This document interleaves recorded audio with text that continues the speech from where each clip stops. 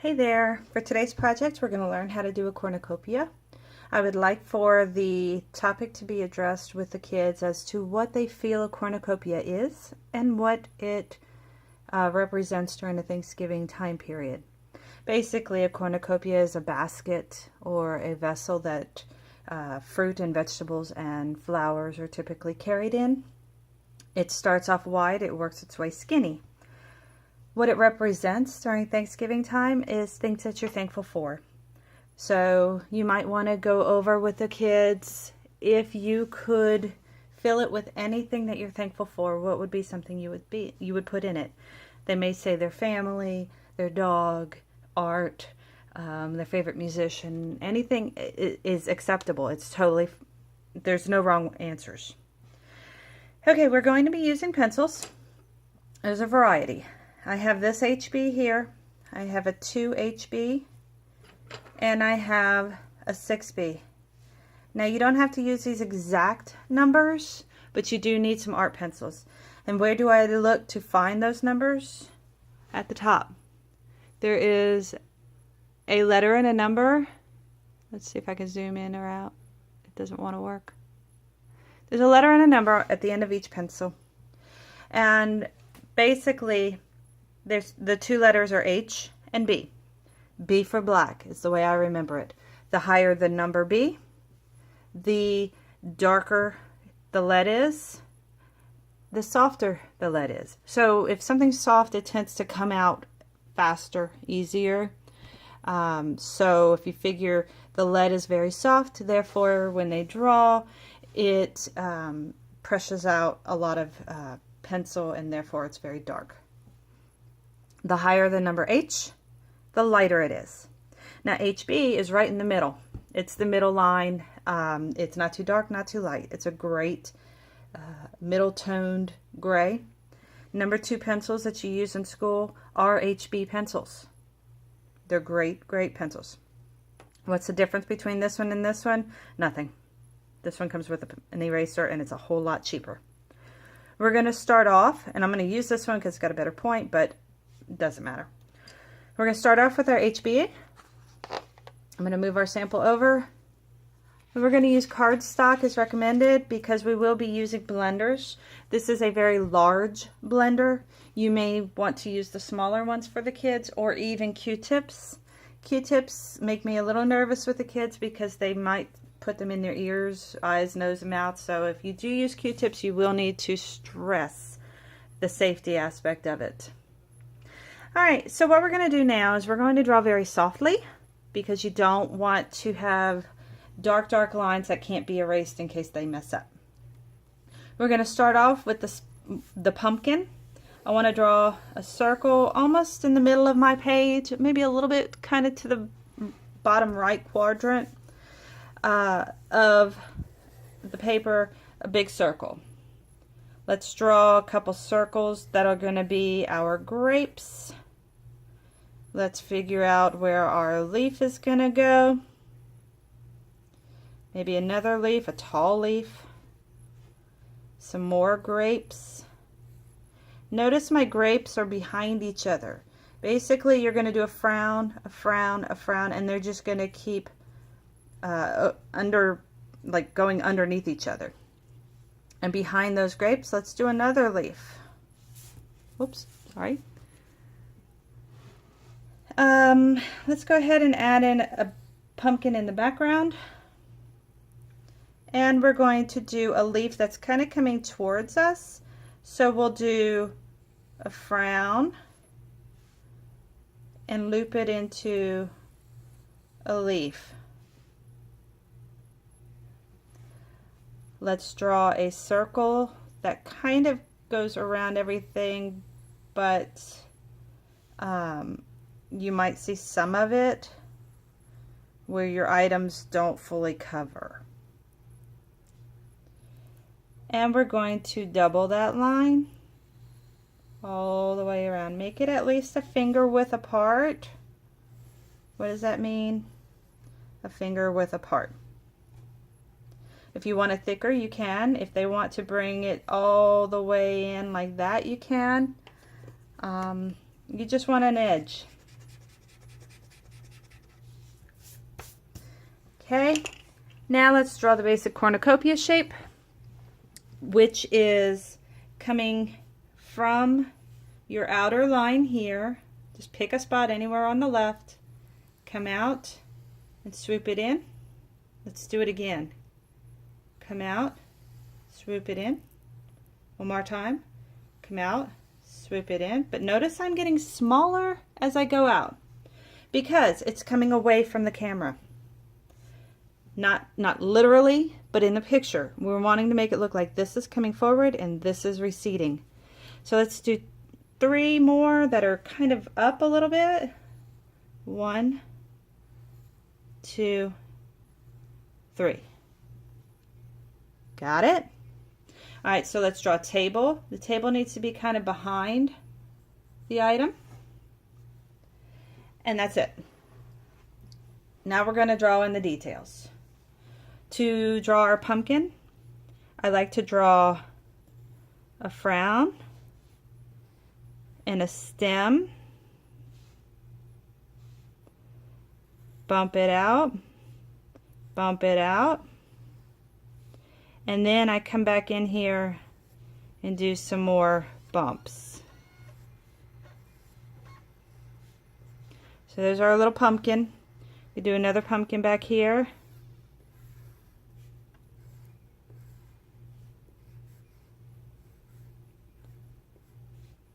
There's really not a wrong way to do this. If these are little kids, let them do a circle with a stem. It's okay. Our grapes, we're going to do the circle, and if it's behind, if the one grape is behind the other, don't draw the whole thing in. If it's littles, just let them do circles. I'm going to come in here and draw my leaf, my center line, my little veins. Do the same thing here. I'm going to go ahead and pause the video while I do the remainder of my inner fruit and vegetables, and then we'll work on the cornucopia together. Okay, you should have something that looks like this. Notice how the majority of my vegetables and fruit fill my page. I want at least half the page to be the substance of the picture. Now we're going to do the cornucopia edge. We're going to darken our line.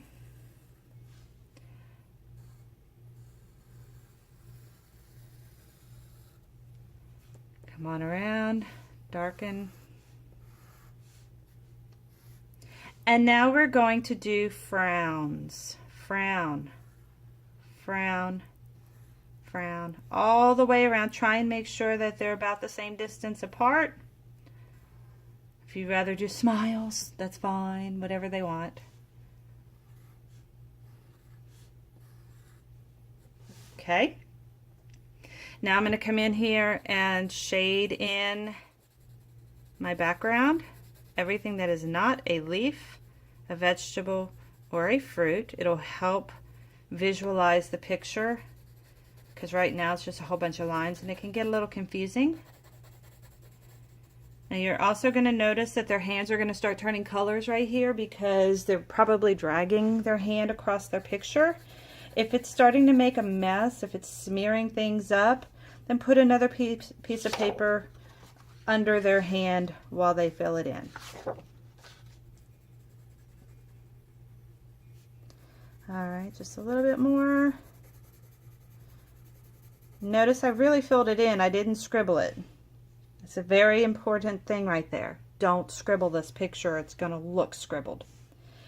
Alright, let's come on over here and darken my curves.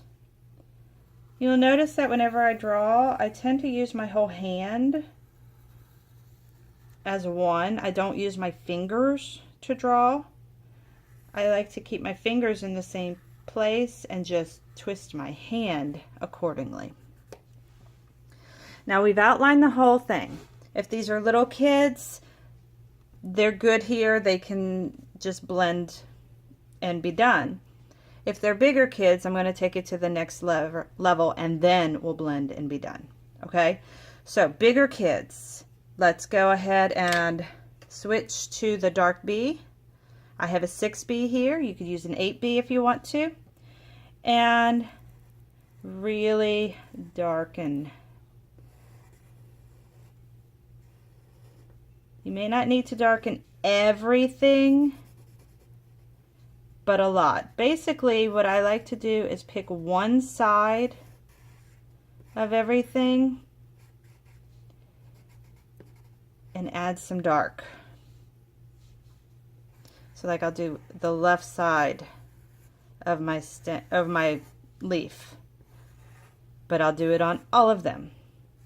The left side.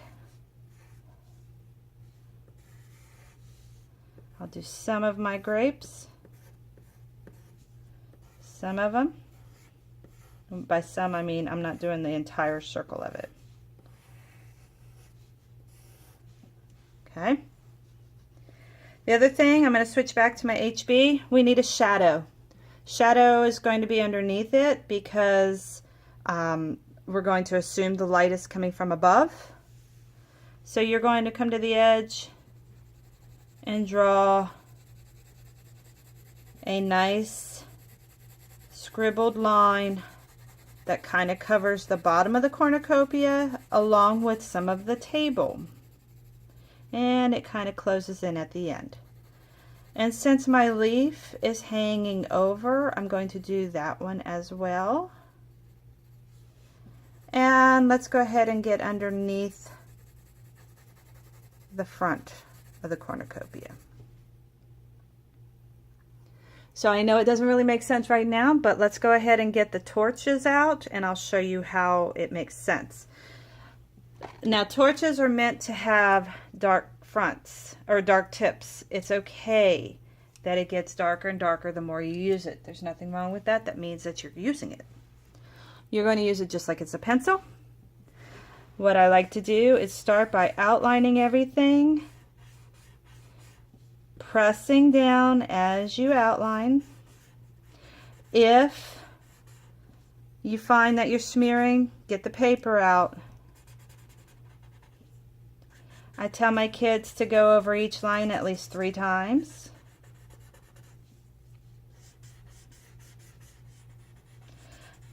And you're going to do every pencil line, not just the dark ones.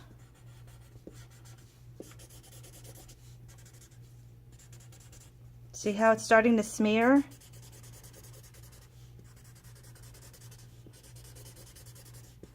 Now I'm not going to do everything. I just want to show you the basic technique. If you zoom in, you can see how well it is shading. Let's do this one while you're zoomed in so you can see.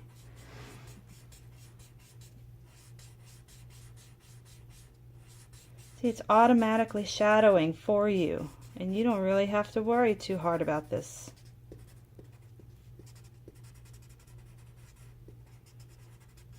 Okay. Another thing you need to do is go ahead and fill in this colored in area behind or inside of your cornucopia. Fill in all of it.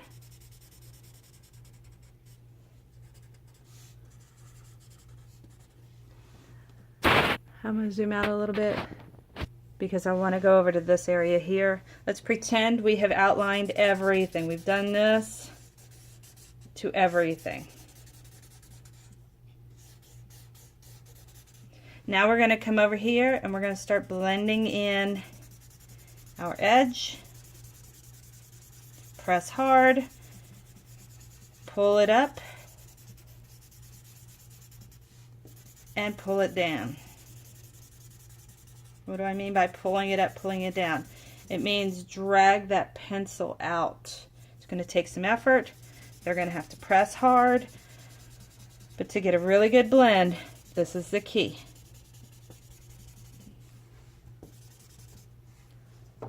Alright, and go back to your dark pencil once that's been blended and add some dark lines underneath, staying kind of close.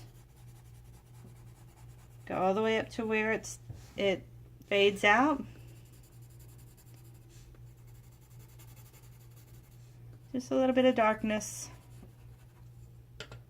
Come back with your torch and blend that, but only blend it going down onto the table. Don't go up into the cornucopia.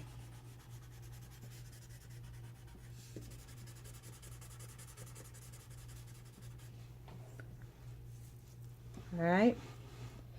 And finally, for the cornucopia, you can take your dark pencil again. Give yourself a few lines on these shadowed ones and the back ones.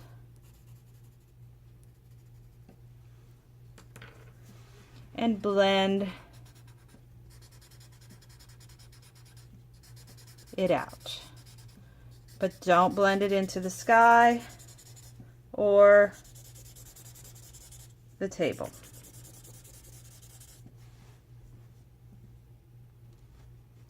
To do the frowns or smiles, just drag your torch. When you're done, you should have something that looks along the lines of this. Sorry. You can add some wording if you want to.